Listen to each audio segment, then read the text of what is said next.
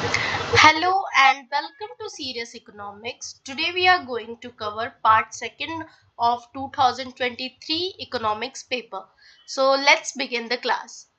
We have to see question number 7, which is the merchant file of 20 accounts contains 6 delinquent and 14 non-delinquent. ठीक है, क्या कह रहा है क्वेश्चन कि जो मर्चेंट अकाउंट है उस वो 20 अकाउंट्स है एंड मर्चेंट फाइल जो है वो 20 अकाउंट्स है, उसमें से 6 जो है क्या है डेलिंक्वेंट एंड 14 जो है नॉन डेलिंक्वेंट. प्रोबेबिलिटी की लैंग्वेज में डेलिंक्वेंट को बोलते हैं सक्सेस एंड नॉन डेलिक्वेंट को बोलते हैं फेलियर. ठीक है, और अगर अकाउंट के केस में समझे तो इसका मतलब है कि एक का पेमेंट नहीं हुआ है, एक का पेमेंट हुआ है. ठीक है, तो एन ऑडिटर रेंडमली क्या कर रहा है, सेलेक्ट कर रहा है 5 of these account for examination. Randomly जो है ऑडिटर 5 अकाउंट ले रहा है एग्जामिनेशन के लिए और पूछ रहा है कि क्या प्रोबेबिलिटी है ऑडिटर जो है वो एग्जैक्टली 2 डेलिंक्वेंट केसेस फाइंड करे. ठीक है, इसकी प्रोबेबिलिटी क्या है. तो देखो, इसकी प्रोबेबिलिटी फाइंड करने के लिए सबसे पहले तो ये क्वेश्चन समझ आ गया कि इसमें कॉन्सेप्ट प्रोबेबिलिटी का लग रहा है. प्रोबेबिलिटी में भी किस चीज का, बाइनोमियल डिस्ट्रीब्यूशन का. कैसे बाइनोमियल डिस्ट्रीब्यूशन का, तो देखो कॉन्सेप्ट समझो. बाइनोमियल डिस्ट्रीब्यूशन हम यहाँ क्यों लगा रहे हैं, क्यों नहीं हम नॉर्मल डिस्ट्रीब्यूशन पोजीशन का जो है कॉन्सेप्ट लगा रहे हैं. क्यों, क्योंकि बाइनोमियल डिस्ट्रीब्यूशन जब किसी एक्सपेरिमेंट में फिक्स नंबर ऑफ ट्रायल हो.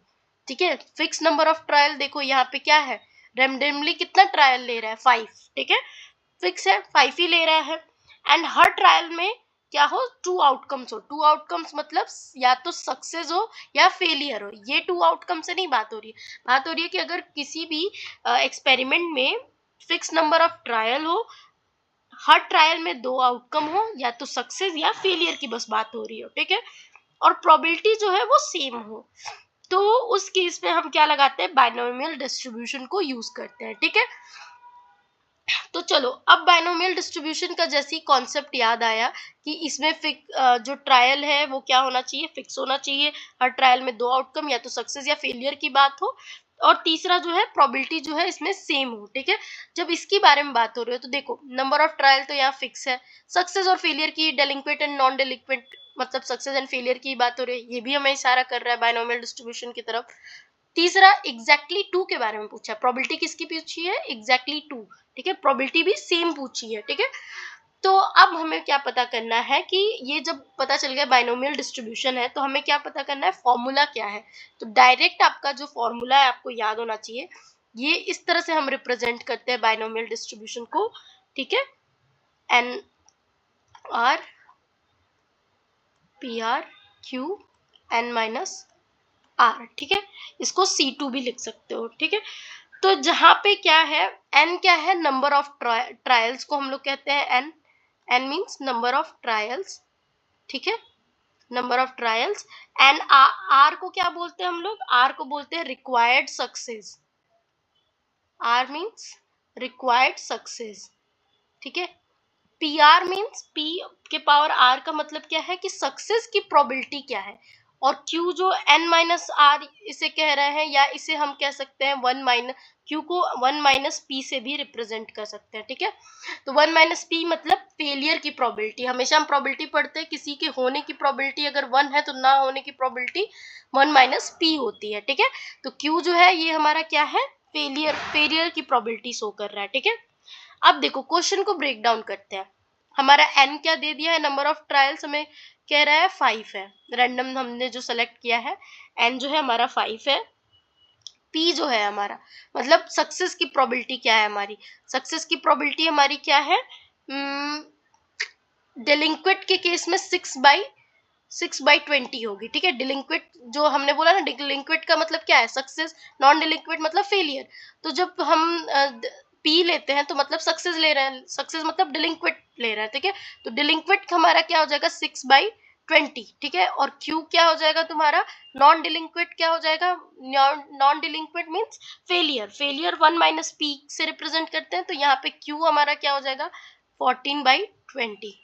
ठीक है, ये देखो प्रोबेबिलिटी ऑफ डेलिंक्वेंट अकाउंट का क्या है 6/20, जिसको हम लोग कट करके 3/10 लिख सकते हैं. ठीक है, और ये क्यों है, क्योंकि हमने अभी फॉर्मूला देखा ना, हमें क्या फाइंड करना है, प्रोबेबिलिटी ऑफ सक्सेस.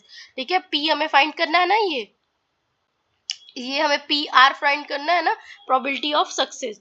इसके लिए सक्सेस का मतलब हमने क्या पढ़ा, डेलिंक्वेट का मतलब होता है सक्सेस। तो ये देखो, ये पी ही हम यहाँ पे फाइंड कर रहे हैं, पी बोलो या डेलिंक्वेट बोलो, ठीक है। तो ये आ जा रहा है 3/10। नॉन डेलिंक्वेट मतलब हम फेलियर और प्रोबेबिलिटी की फेलियर के बारे में बात कर रहे हैं, ठीक है। तो ये कितना आ जा रहा है, 7/10 कट के, ठीक है। इसको हम फॉर्मूला में पुट कर देते हैं। अब देखो मैंने यही बताया ना, जो ये हम ले रहे हैं n/r, ठीक है। n और r को, इसको हम c2 से रिप्रेजेंट कर सकते हैं, ठीक है, ठीक है। n c2 से, ठीक। तो n c2 से रिप्रेजेंट करोगे तो ये फॉर्मूला क्या हो जाएगा, n c2 मल्टीप्लाई p के पावर r, मल्टीप्लाई करो आप, यहाँ पे q को 1 - p ही लिख लो, ठीक है, डायरेक्ट, जिससे आपको पता चले कि ना होने की प्रोबेबिलिटी, हम फेलियर की प्रोबेबिलिटी निकाल रहे हैं, n - r, ठीक है। ये इस तरह से भी आप बाइनोमियल डिस्ट्रीब्यूशन के फॉर्मूले को रिप्रेजेंट कर सकते हो, ठीक है। तो फिर हम क्या कर रहे हैं, अब देखो, हम पहला केस ले रहे हैं डिलिंक्विट, मतलब सक्सेस का केस ले रहे हैं। सक्सेस के केस में हम नंबर ऑफ ट्रायल्स क्या ले रहे हैं, 2, क्योंकि एग्जैक्टली 2 ही हमें फाइंड करने के लिए बोला है। रिक्वायर्ड सक्सेस कितना बोला है, एग्जैक्टली 2 फाइंड करो, ठीक है। तो चलो, हमने देखा कि सक्सेस का जो है, अगर हम x को 2 लेते हैं तो फॉर्मूले में, हम इस फॉर्मूले में अगर हम पुट करते हैं तो क्या हो जा रहा है, 5c2 PR। Probability of success कितना आया, ये हमारा क्या है, प्रोबेबिलिटी ऑफ सक्सेस 3/10, 3/10 रख दो डायरेक्टली, और उस पे हमें r मतलब सक्सेस का स्क्वायर, मतलब PR, मतलब हम PR रखना है ना, तो P क्या है, प्रोबेबिलिटी क्या है, 3/10 आ गया डेलिंक्वेट का, और उसके पावर में 2 रखो, ठीक है। फिर मल्टीप्लाई आप करते हो किससे, फेलियर की प्रोबेबिलिटी से, तो 7/10, और क्या है, number of trial minus r, तो नंबर ऑफ ट्रायल 5 है, और सक्सेस रिक्वायर्ड सक्सेस कितनी है, 2। तो ये हमने बस बहुत सिंपल है, बस हमें फॉर्मूले में इसको रखने आना चाहिए, ठीक है। तो फिर ये क्या हो जाएगा, 5c2 मतलब 5 × 2 10, ठीक है, मल्टीप्लाई, आप देखो अब इसको यहाँ पे जो है सॉल्व करके इस तरह आ जाएगा ये आपका, ठीक है। 3/10 का आप स्क्वायर करोगे तो इस तरह से जो है आपका कैलकुलेशन करने पे आ जाएगा, और जो आंसर आपका आएगा 0.3087, ठीक है। यहाँ से क्वेश्चन आपका सॉल्व हो गया, ठीक है। क्यों, क्योंकि क्या पूछा है हमें, हमें सक्सेस का ही प्रोबेबिलिटी पूछा था, डेलिंक्वेट का ही केसेस, बस एक ही केस का पूछा था, डेलिंक्वेट का केसेस का ही, ठीक है। और इससे आपको 2 नंबर मिल जाएगा, 0.30 जो है आपका आंसर हो गया, ठीक है। पर अगर कभी क्वेश्चन में नॉन डिलिंक्वेट भी पूछ दे तब क्या करोगे, तो नॉन डिलिंक्वेट का केस भी देख लेते हैं। तो अगर नॉन डिलिंक्वेट पूछ दे तो सेम फॉर्मूला यूज करना है, बाइनोमियल डिस्ट्रीब्यूशन का फॉर्मूला याद होना चाहिए, सेम फॉर्मूले पे सब कुछ सेम पुट करना है, बस क्या चेंज होगा, रिक्वायर्ड सक्सेस जो है वो चेंज होगा। क्यों, क्योंकि यहाँ पे हम रिक्वायर्ड सक्सेस निकालेंगे, जो नंबर ऑफ ट्रायल्स है, फिर एग्जैक्टली जो रिक्वायर है उससे माइनस करके जो है ये आएगा हमारा 3, ठीक है। तो यहाँ पे सीधे सीधे क्या हो जाएगा, पावर चेंज 5c3 हो जाएगा, जो कि 2 था। तो इस तरह वैल्यू चेंज होकर नॉन डिलिक्विड की वैल्यू क्या आएगी, 0.13, और डिलिक्विड की 0.30। बाइनोमियल डिस्ट्रीब्यूशन का फॉर्मूला याद रखना है, डिलिंक्वेट और नॉन डिलिंक्वेट का मतलब याद रखना है कि डिलिंक्वेट मतलब सक्सेस होता है, नॉन डिलिंक्वेट मतलब फेलियर ऑफ प्रोबेबिलिटी के बारे में पूछ रहा है, ठीक है। अब जो भी पूछे बस उसको फॉर्मूले में सारे वैल्यूज को पुट कर देना है, ठीक है। फॉर्मूला यहाँ डायरेक्ट अप्लाई होता है, वैल्यूज जो है करेक्टली सब्स्टिट्यूट होती हैं और एग्जैक्ट जो है प्रोबेबिलिटी निकल जाती है इससे, ठीक है। ओके, अब अगर इसमें अगर देखा जाए तो लॉजिकल गेस तो कुछ लगेगा नहीं, सिंपल है क्वेश्चन, बस फॉर्मूले में वैल्यूज लगानी है। यहाँ हमारा डेलिंक्वेट का आ गया, यहाँ हमारा नॉन डेलिंक्वेट का आ गया। क्वेश्चन पूछा था डेलिंक्वेट का तो हमने ऑप्शन टिक कर दिया।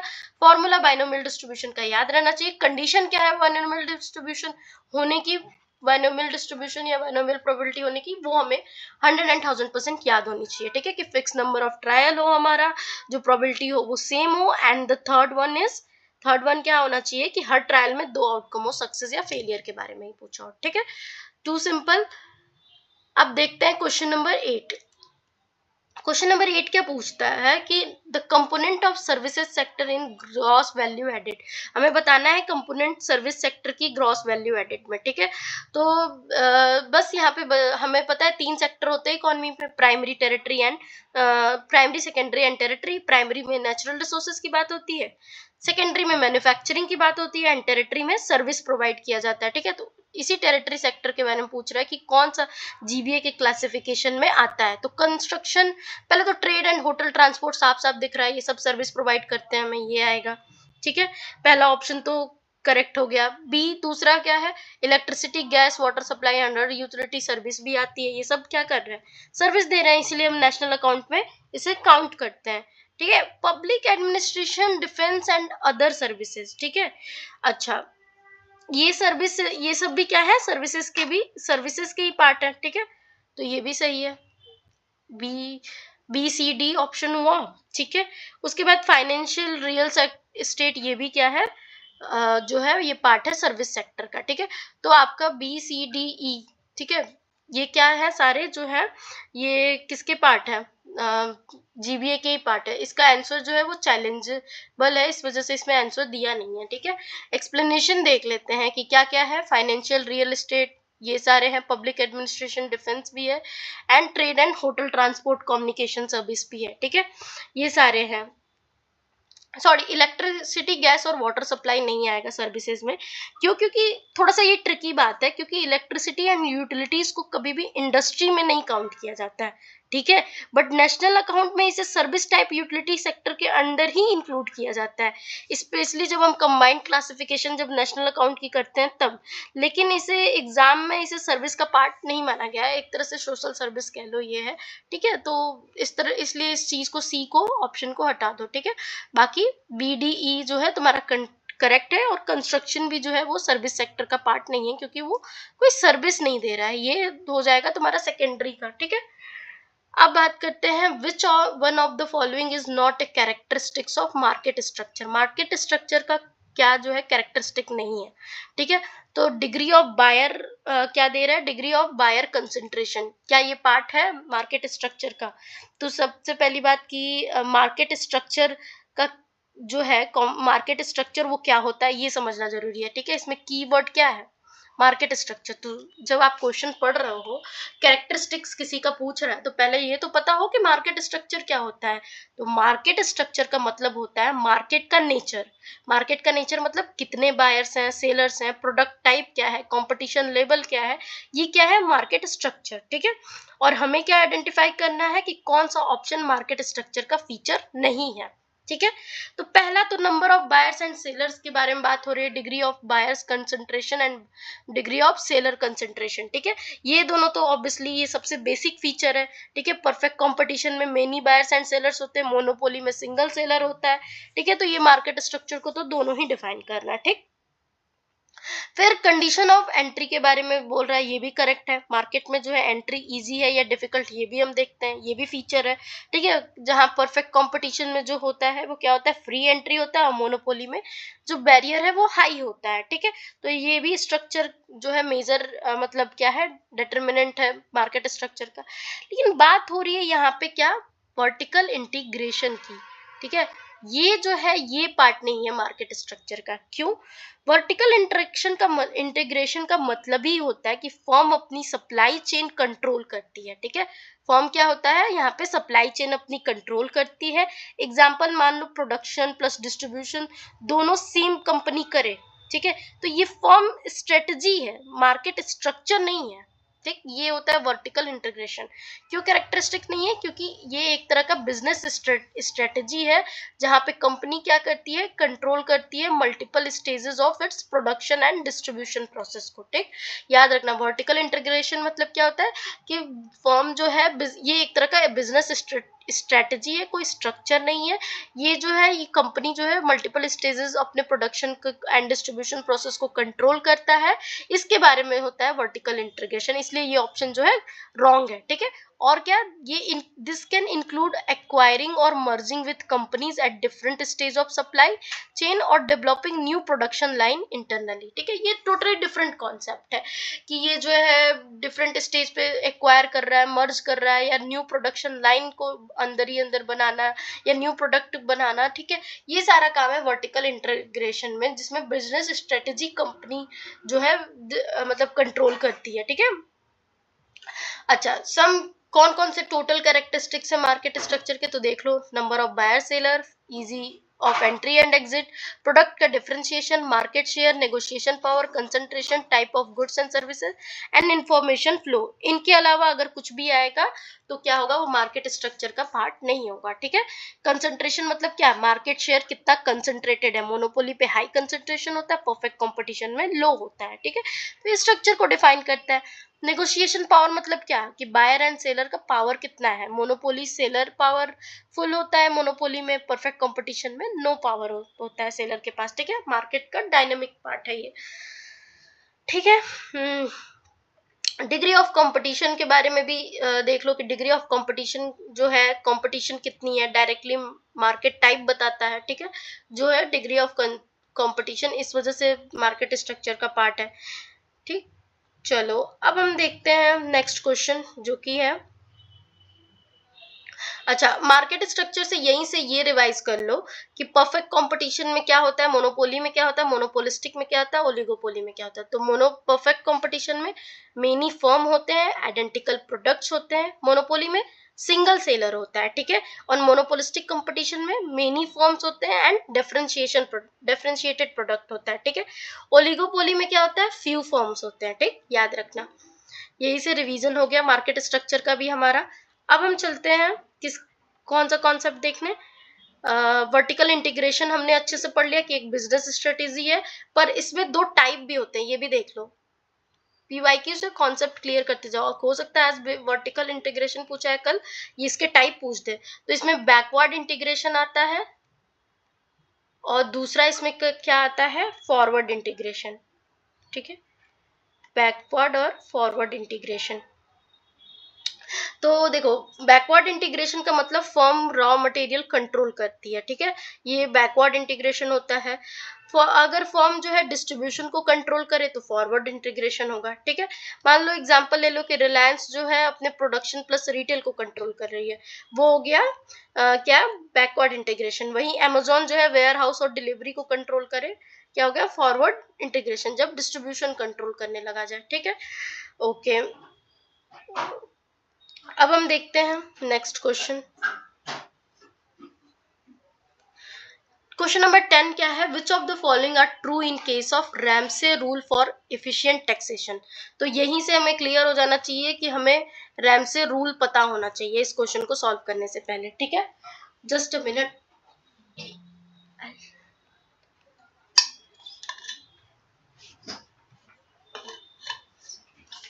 ओके, ठीक है, तो यहां से हमें क्या होना चाहिए clear, Ramsay rule of for efficient taxation. तो रैमसे रूल क्या है, रैमसे रूल बताता है ऑप्टिमल टैक्सेशन थ्योरी है।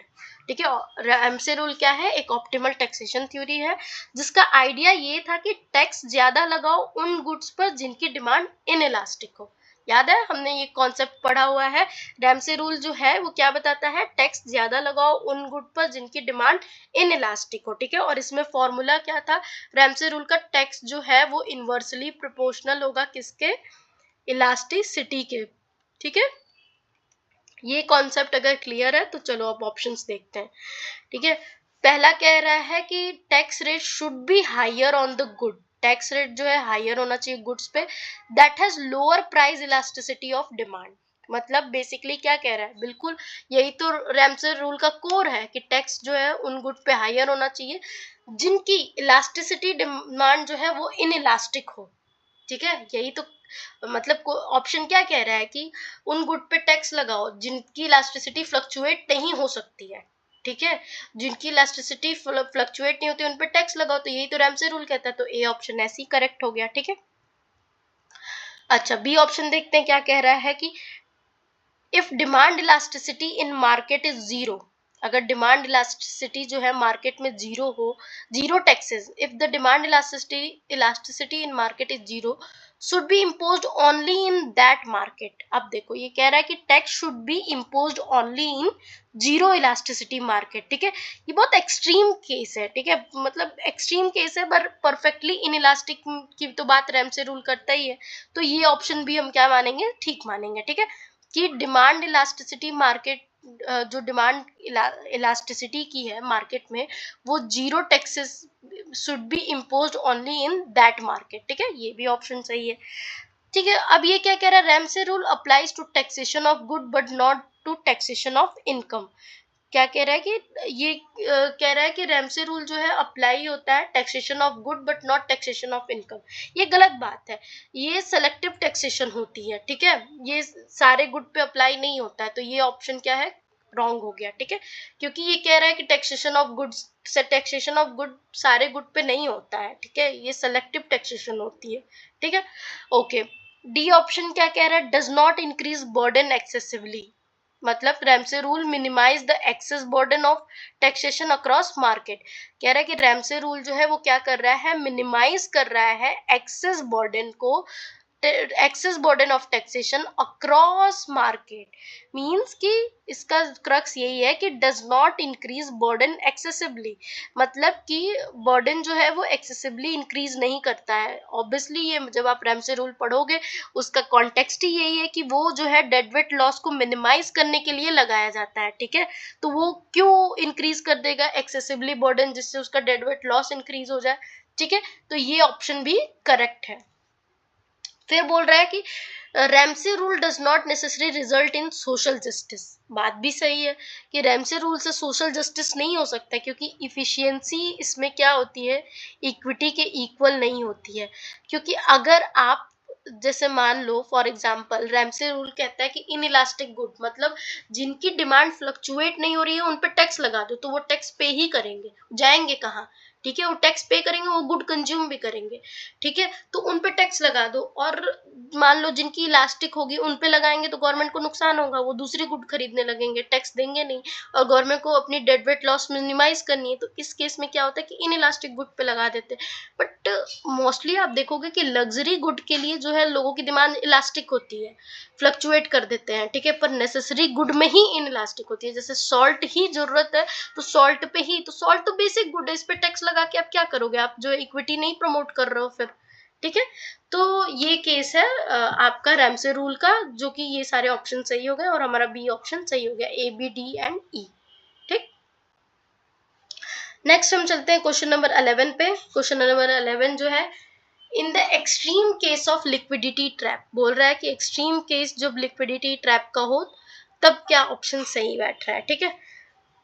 तो पहले तो liquidity trap, Keynes and interest rate, ये सारे कॉन्सेप्ट जो है वो क्लियर होना चाहिए इस क्वेश्चन को सॉल्व करने से पहले, ठीक है।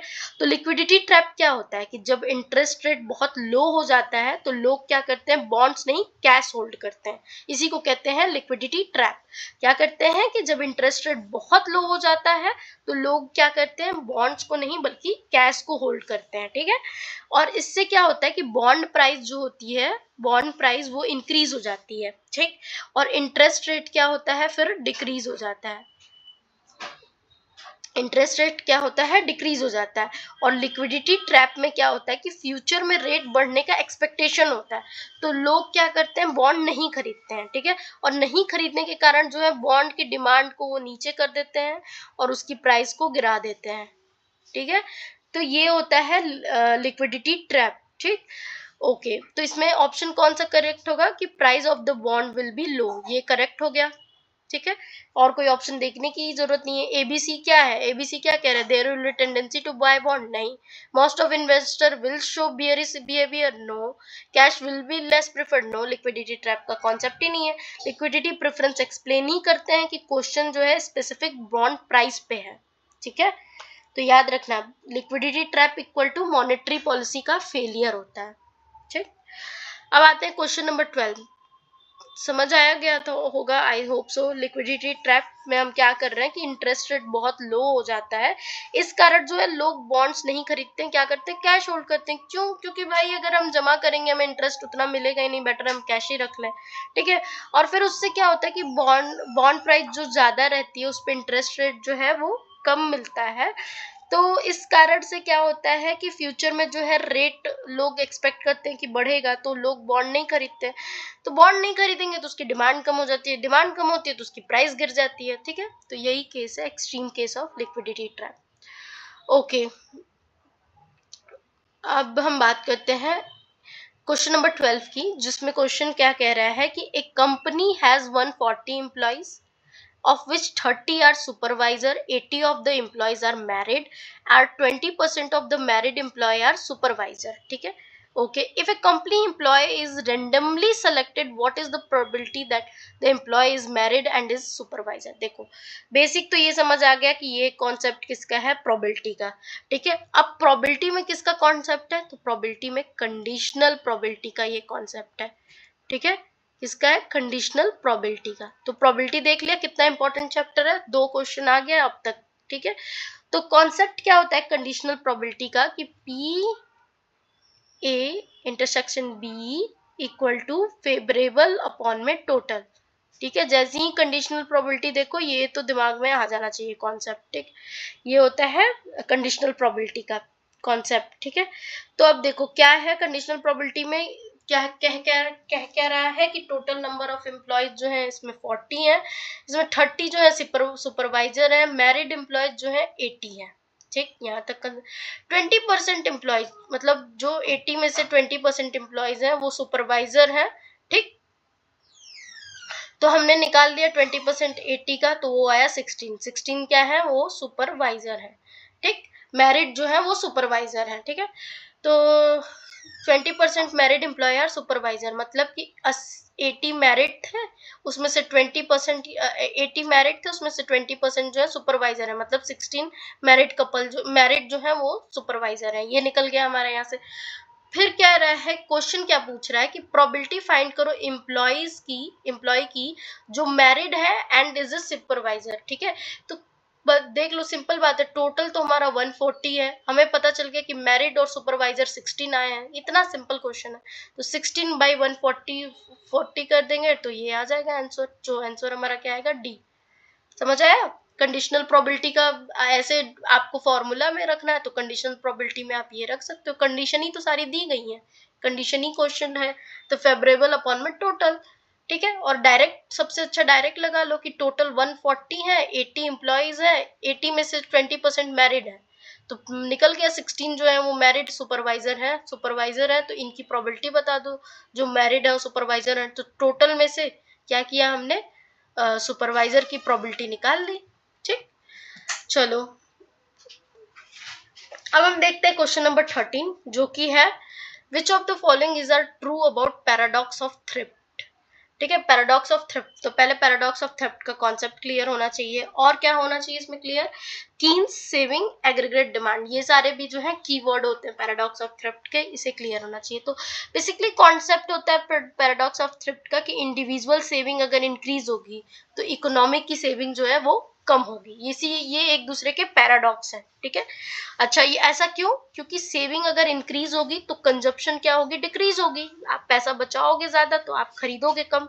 ठीक है. तो saving increase, consumption decrease. Consumption अगर डिक्रीज होगी तो डिमांड डिक्रीज होगी, डिमांड डिक्रीज होगी तो क्या होगा, इनकम डिक्रीज होगा. ठीक है. तो फिर क्या होगा, फिर आपका आ जाता है टोटल सेविंग. इन कंक्लूडिंग टोटल सेविंग आपकी डिक्रीज हो जाती है.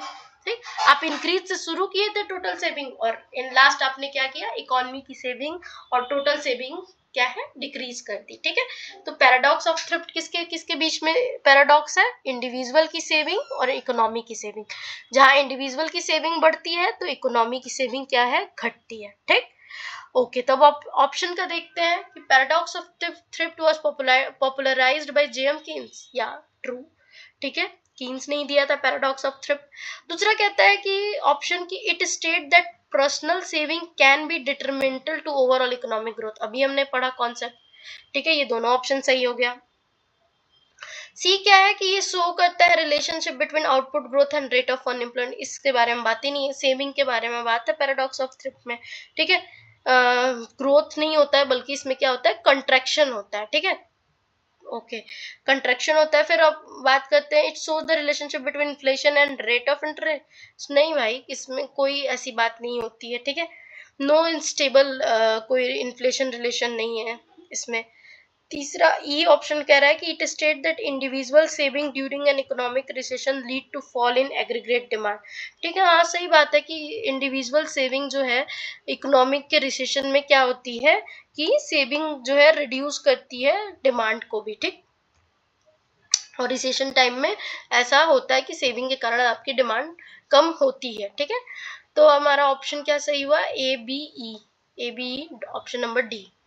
ठीक, चलो क्वेश्चन नंबर 14 देखते हैं, जो कि क्या कह रहा है कि given the income multiplier formula m equal to 1/m minus MPC, lower the marginal propensity to save. ठीक है, तो क्या ऑप्शन सही होगा। ठीक है, क्या रहा है क्वेश्चन, समझो कि देखो इसमें बात हो रही है मल्टीप्लायर, MPC, MPS, सारे ये तीनों कॉन्सेप्ट तो पता ही होंगे, 12th से पढ़ते आ रहे हैं हम लोग।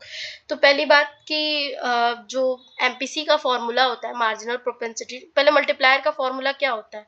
ठीक है, ये मल्टीप्लायर का फॉर्मूला हमारा यही होता है ना, m से रिप्रेजेंट करो या k से। ठीक है, तो मैं यहाँ k से रिप्रेजेंट कर रही हूँ कि multiplier equal to 1/1 minus MPC, और 1 माइनस MPC को क्या लिख सकते हैं, 1/MPS। ठीक है, ये दोनों ही बात सेम ही है। ठीक, तो देखो इसमें कॉन्सेप्ट क्या होता है मल्टीप्लायर में, या मल्टीप्लायर में बेसिकली कॉन्सेप्ट ये होता है कि जब MPC बढ़ती है, ठीक है, MPC जो मार्जिनल प्रोपेंसिटी टू कंज्यूम आप बढ़ाओगे तो क्या होगा, आपकी कंजप्शन बढ़ेगी।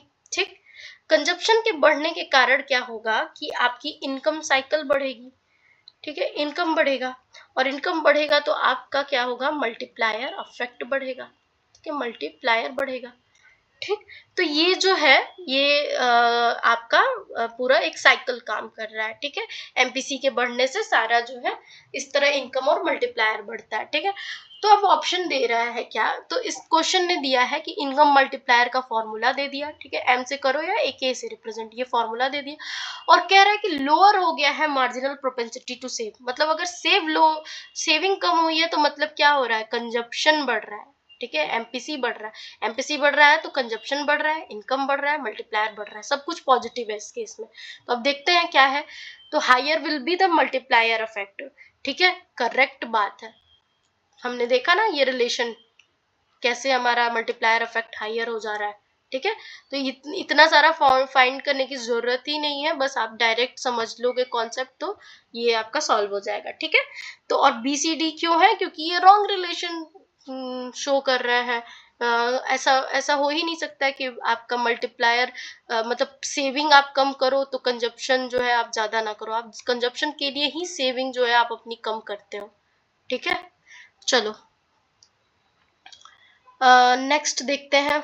अच्छा, यहाँ पे कॉन्सेप्ट एक दो चीजें देख लो कि जब MPC 0 होगी तो MPS क्या होगी, 1 होगी, एंड जो मल्टीप्लायर होगा वो भी 1 होगा। ठीक है, ये यहीं से याद कर लो कि MPC जब होगी 0 होगी तो आपकी MPS क्या होगी उस वक्त, 1 होगी, एंड जो मल्टीप्लायर होगा वो भी क्या होगा, 1 होगा। ठीक है, अगर MPC 1 है तो क्या होगा, MPS 0 होगा। ठीक है, ये उल्टा रिलेशन हमने देखा ही इसमें क्या है, MPC एंड MPS में यहाँ पे सम देख लो उल्टा होगा, MPC अगर 1 होगा तो MPS 0 होगा, और जो मल्टीप्लायर है वो इन्फिनिटी पे जाएगा। ठीक है, और value of multiplier can vary from 1 to infinity. ठीक है, तो मतलब समझ गए कि MPC और मल्टीप्लायर में क्या है रिलेशनशिप, कि MPC जो है वो अगर इंक्रीज होगी, ठीक है, तो क्या होगा, यहाँ से इक्वल मल्टीप्लायर भी जो है वो इंक्रीज होगा। ठीक है,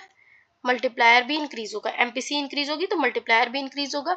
अगर MPS इंक्रीज होगा तो क्या होगा, मल्टीप्लायर डिक्रीज होगा, इसको याद रखना। ठीक, चलो अब नेक्स्ट क्वेश्चन देखते हैं, क्वेश्चन नंबर 15। क्वेश्चन नंबर 15 क्या कहता है कि which of the following is not true in case of incidence of tax. ठीक है, तो tax incidence and demand and supply, tax incident जाके पब्लिक इकोनॉमिक्स की वीडियो देखो, इतना परफेक्टली समझाया है मैंने, इंसिडेंस ऑफ टैक्स, बर्नसी ऑफ टैक्स होता क्या है। ठीक है, चलो फिर भी यहाँ पे भी मैं एक बार बता देती हूँ कि इंसिडेंस ऑफ टैक्स क्या होता है। मतलब टैक्स का बर्डन डिपेंड करता है, इसमें वो देखा जाता है कि बर्डन किस पे, मतलब टैक्स का बर्डन जो है वो डिपेंड किस पे कर रहा है, इलास्टिसिटी ऑफ डिमांड पे कि इलास्टिसिटी ऑफ सप्लाई पे। ठीक है, तो अब देखते हैं ऑप्शन ए। ऑप्शन ए कह रहा है imposition of tax raises price and lower quantity, कह रहा है कि टैक्स के इम्पोज होने से क्या होता है, प्राइस बढ़ जा रहा है और क्वांटिटी क्या हो जा रही है, लो हो जा रही है। ठीक है, ये बात कह रहा है, तो ये ऑप्शन तो गलत हो गया। अब क्यों गलत है, क्यों, क्योंकि हर केस में प्राइस इंक्रीज नहीं होता है। ठीक है, ये जनरलिस्ट बात बोल दिया है। कभी क्या होता है कि प्रोड्यूसर जो है ऑब्जर्व करता है, ठीक है, और प्राइस चेंज को मिनिमल ही रखता है। मतलब देखो ये कह रहा है कि अगर टैक्स आपने इंक्रीज कर दिया, ठीक है, तो वो टैक्स अगर आपने इंक्रीज कर दिया तो जो प्राइस है वो प्रोड्यूसर बढ़ा देता है, और इससे क्या होता है, tax raises price and lowers quantity, और वो अपनी क्वांटिटी घटा देता है। तो ये ना बात इसलिए गलत है, बात ऐसा नहीं है कि सही नहीं है, बट कुछ केसेस में ऐसा होता है कि प्रोड्यूसर अपनी डिमांड को रखना, मतलब वो नहीं चाहता है कि वो प्राइस बढ़ाए जिससे कि उसकी डिमांड तुरंत गिर जाए, मतलब उसके प्रोडक्ट की डिमांड तुरंत गिर जाए। तो कुछ टाइम क्या होता है कि प्रोड्यूसर जो है अपने आप एकोमोडेट कर लेता है, जहां तक एकोमोडेट करने लायक है कि ठीक है उसकी प्रॉफिट पे कोई दिक्कत नहीं है, और उसकी डिमांड इससे और बढ़ेगी और मास कंजप्शन होगा, उससे उसका प्रॉफिट मेंटेन हो जाएगा। तो इस केस में ऐसा होता है कि प्रोड्यूसर जो है ऑब्जर्व कर लेता है, प्राइस चेंज को मिनिमल ही रखता है, वो ज्यादा या चेंज भी करता है तो बहुत मिनिमल, ऐसा नहीं कर देता है कि क्वांटिटी, और ना ही अपनी सप्लाई रोकता है। ठीक है, तो ये एक्सेप्शन की बात हो गई। ठीक है, इसलिए ये ऑप्शन जो है गलत हो गया। दूसरा ऑप्शन देखते हैं कि क्या है। दूसरा ऑप्शन कह रहा है कि the resulting price increase of tax rise will be dampened if the tax is imposed in monopolistic market. ठीक है, तो दूसरा ऑप्शन कह रहा है कि रिजल्टिंग प्राइस इंक्रीज, प्राइस के इंक्रीज होने से क्या होगा, टैक्स राइज के कारण प्राइस इंक्रीज होगा, और इससे क्या होगा, if be damped if the tax is imposed in monopolistic market. अगर टैक्स जो है मोनोपोलिस्टिक मार्केट में अगर होगा तो क्या होगा कि डैम्पेंड करेगा। ठीक है, ये भी ऑप्शन तो गलत ही है। क्यों? क्योंकि बोल रहा है कि प्राइस टैक्स इंक्रीज होने से क्या हो रहा है, प्राइस भी इंक्रीज हो रही है। ठीक है, टैक्स इंक्रीज करने से प्राइस इंक्रीज हो रहा है, और इससे क्या कर रहा है ये कि जो टैक्स जो है इम्पोज्ड हो रहा है मोनोपोलिस्टिक मार्केट में, उसको डैम्पेंड कर रहा है। तो ये बात जो है सरासर गलत कह रहा है। ठीक है, दूसरा ऑप्शन सी देखते हैं कि one would be in better position to avoid the tax and leave the seller with larger part if demand is inelastic while supply is elastic. ठीक है, तो ये बात तो सही हो गई, ऑप्शन सी। क्यों? क्योंकि क्या है कि बोल रहा है कि एक कोई किसी को क्या करना चाहिए, कौन बेटर पोजीशन में होगा तब जब वो अवॉइड करे टैक्स को एंड सेलर को छोड़ दे larger part of if demand is inelastic. अगर मान लो कि सप्लाई उसकी क्या है, इलास्टिक है, फ्लक्चुएट होने वाली है, ठीक है, और डिमांड जो है तुम बदल नहीं सकते उस गुड के लिए, तो उस वक्त क्या कह रहा है कि तभी बेटर पोजीशन पे होगे जब आप अवॉइड करोगे टैक्सेस। ठीक है,